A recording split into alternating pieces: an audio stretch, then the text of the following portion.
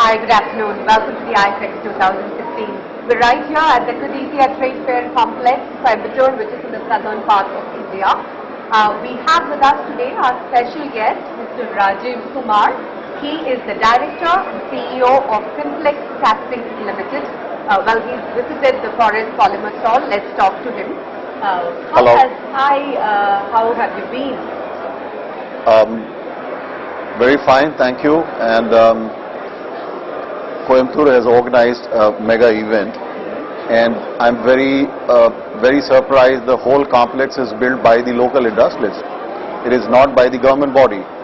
When you see such infrastructure, it is necessarily by the government. They create such infrastructure. So I'm really amazed looking at such infrastructure which is created by the local industry body here. And I would really like to appreciate and congratulate them for such an event and for such an infrastructure. Thanks for that. We've been hearing that a lot from other industry experts as well who've been coming to the expo. They're really amazed, and some of them even compare it to the Deepa. Yeah. So they're saying that it's large, it's huge, it definitely looks busy today. Yeah. Yeah. It's mini GIFA, you're right. Yeah. I agree with you. So, tell us, you've been in this industry for quite a while. Tell us, what is your vision? Where do you think this industry is heading to? Foundry industry is, nobody consider this as a sunrise industry. People think that this industry is not profitable. Foundry, by the business model, it's a slow payback industry. But then, no manufacturing can be done without the foundry, for the fact. So foundry is surviving and will remain for future. I look at as an optimist, the brighter side. India is definitely a manufacturing hub in the world.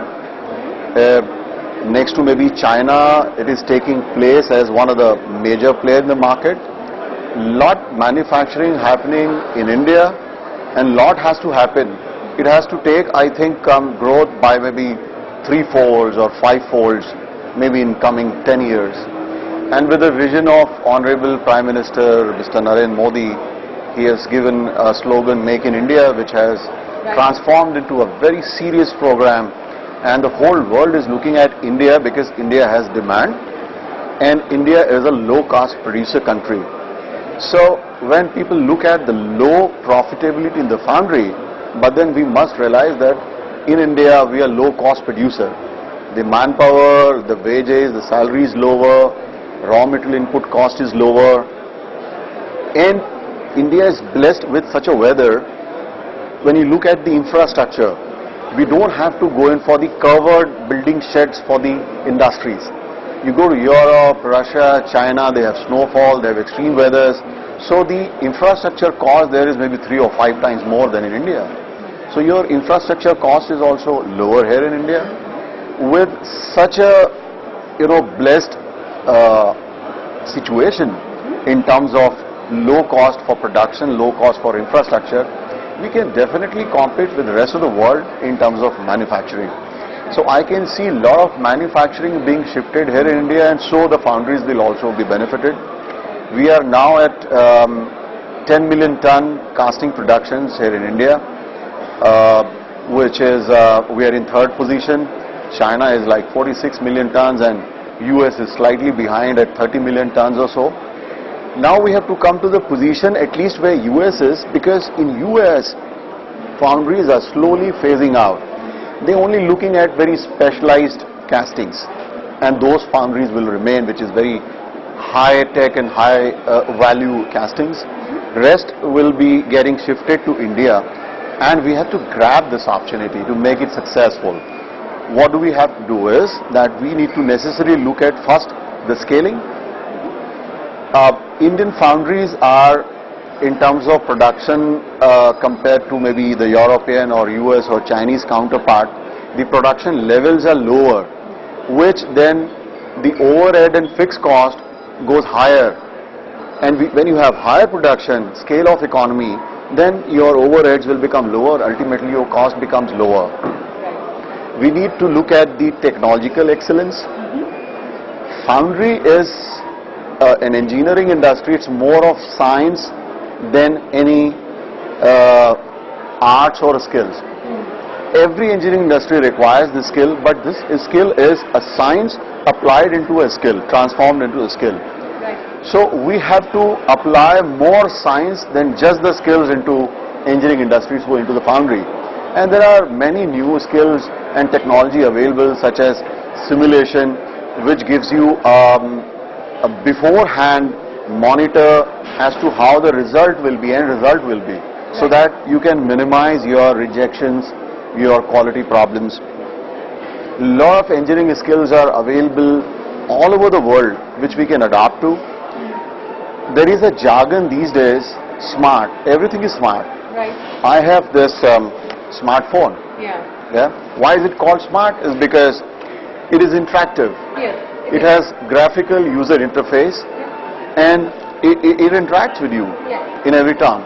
And it is, you have, the displays are so accurate, anything that you want to perform, and that you can associate with this smart activity. So foundries need to get smart also. Go for the smart foundries now. The youngsters not coming and willing to join foundry, they want to go for IT, banking, MBA, white collar job, sitting in front of the computer. Foundry has a lot of heat and dust. Yeah. But when you try to make your foundry smart, when you try to bring in the new technology such as simulation, such as there are a lot of IT enabled applications into the foundry. When you make your foundry clean, they'll find it very interesting. They would like to come. Yeah. And how does it start? People are talking about the skill development, which is need of the hour, definitely. We have to constantly go on for the skill development. When we go for, at an advanced stage, the young graduates coming out and they go for the finishing school and the skill development, that's one way of doing it, which is very important. But we should think of the technical schools at the primary level. The child who has come out of the kindergarten or class 5, the primary school, then he can opt to go for a technical school there further, which has the basic studies, and along with that the technical study, which should be made very interesting. And You're saying that in short that this should be introduced at the school level. You should not wait for children to finish school and come out and take this as an option, because there you may be attracting these young talent, right? So introducing them at the school level is sort of like catching them young, right? Okay. So are there or school students having talked about it, do you think? there used to be technical schools in India. People stopped going there. It's because they're not very promising in terms of providing you the bright future. The curriculum or kind of study is not like the famous convent schools, which is so-called schools which really groom your personality, which really groom your talent, which can provide you the better education in future. Technical school can also be, let's say, very, very, people call it flamboyance. I don't call it a flamboyance. I call it making it more interesting, which can attract, and this can happen. Coming back to the foundry, no foundry can perform better without partnering with the input supplier. Foundry has several input in terms of technology, in terms of raw material. Foundry raw material is very sensitive, such as resin, sleeves and these things. For example, a case study, we are no big foundry which uses the resin mixed with the sand which forms the mold, and we produce the casting. Resin is very sensitive chemical, and it is tailor-made for specific foundry, for a specific process, for a specific product. Unless you partner with your supplier and treat them as partner in the development, in the process and in the growth, foundry cannot be successful. We partnered with Forace for supply of resin, and it did fantastically well. That was going to be my next question, but you already understood what I was going to ask and replied for that too. I was going to ask you, you've been associated with Forace Polymers.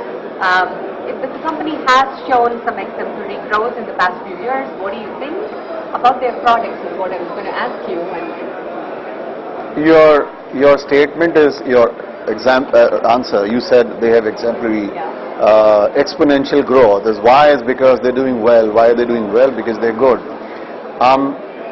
What Forace has done is they have gone ahead with their technical team, and they have recognized, identified the requirement of a customer in terms of tailor-made product.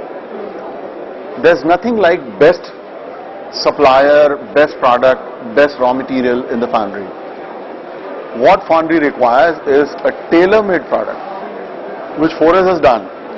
We had some cracks and other defects in the casting, and we were working with reputed companies like Forace and others, and they were giving a solution. We decided to work with the resin supplier, with other suppliers in close association.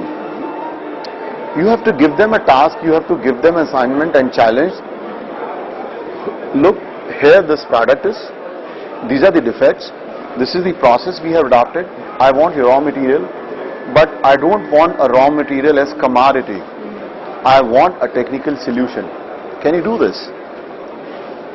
Some companies can definitely do it, and Forace had taken that challenge. Yeah, we'll do it. So we collaborated.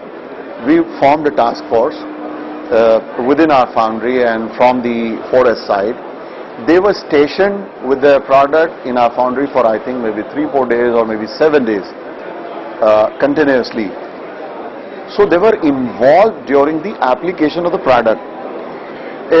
Like I said, it is very technically complex in nature and very sensitive in behavior, this product is. So you need to watch during, after the application and the process.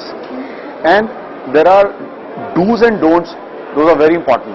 What you need to do is important. What you must not do is also very important in an engineering industry, in such process, also in life.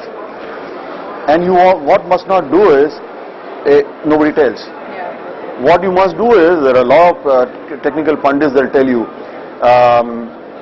apply at this temperature, do it for so many minutes, then dry it for so long time, and then what you must not do, it's also very important. So we prepared a list of do's and don'ts based on the specific application. They were applied. Then we got a success.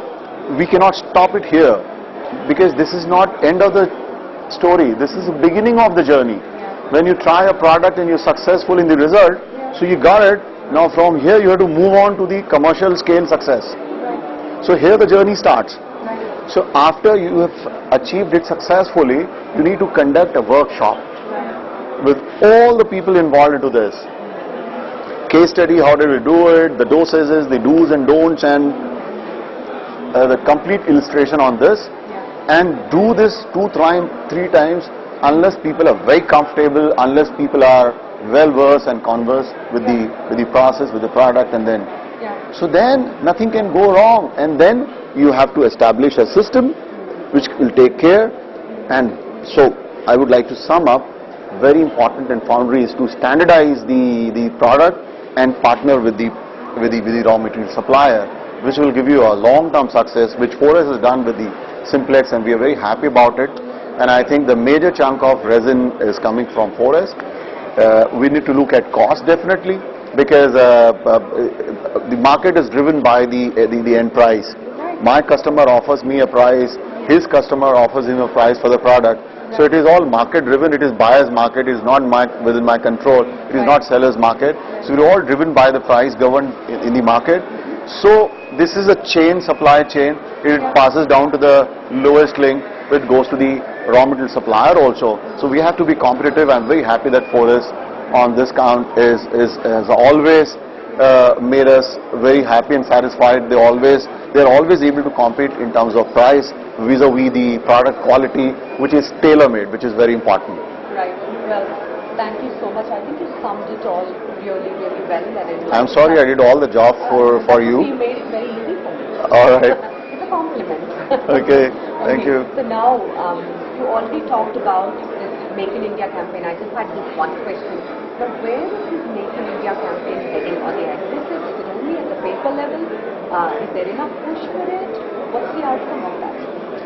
See, it's a campaign. which has transformed into a program by the government. But Make in India is not a policy.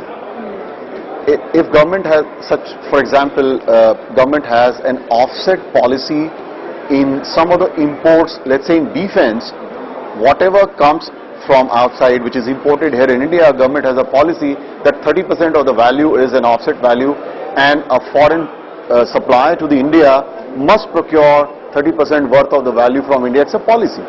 So when there's a policy, it's a norm. So you are governed by that, you must do it. But Make in India is a program, it's a campaign, it's not a policy. You know, so they do not have a definite norms that one has to follow, but it has a definite roadmap. It is very serious program for Government of India, which is taking shape very well according to me. Honorable Prime Minister making lot of foreign trips to promote the India Inc. as a brand first of all, which was lacking. A lot of people are thinking Prime Minister Modi traveling so much. And why? According to me, he's doing the best job.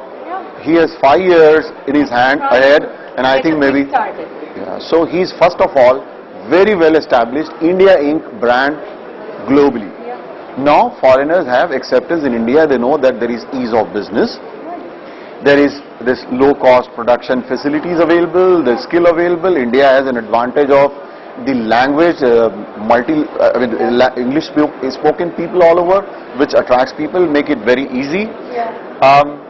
What we need to do is that, and there is a market, there is demand here in India, so that people are coming here. What we need to do is that to work on this, to partner with the government, or maybe within the industries or business organization, the business bodies, to recognize the opportunity, categorize the industry, to make them aware about what kind of opportunities available for whom. Make in India is a jargon which is for plastic, for aircraft, for defense, for let's say manufacturing, castings, inkjet printing, 3D printing, it could be anything. But you must know, you must be aware what opportunity lies for the specific opportunity within your category, and how to grab it and how to do it. Then to give comfort, Make in India is a program which is for most of the foreign companies to come here in India, establish, set up and produce here in India, for the India and for the rest of the world. India itself has a lot of demand.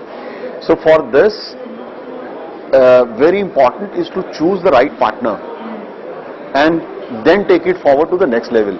Those already here in India and producing, they are into manufacturing, so they are already making here in India, but it is for the overseas company. They come here with the foreign investment or the foreign technology or with the foreign expertise. They come here, they set up, make a local partner. So the key is the right partner, which must happen. Then it goes to the next level. So this partnering is probably at the moment people under the dilemma, and they're not really. There's no actually mechanism or tool to partner them. We have Shadi.com etc. for marriages. So we need some .com or some mechanism which will bring in the right partner, such as we have this IIF. IIF can have a body which can do rating for the foundries, along with some third-party agencies like Lloyds and others who are competent. Once they have categorized foundry, they do the rating.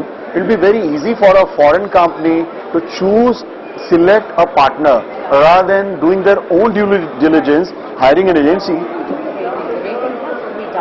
Correctly, there has to be a process. Yeah, so like anybody can do the rating. Yeah, so they need to collaborate with the expert. There are expert agencies. There are rating agencies. There are expert agencies into the engineering industry.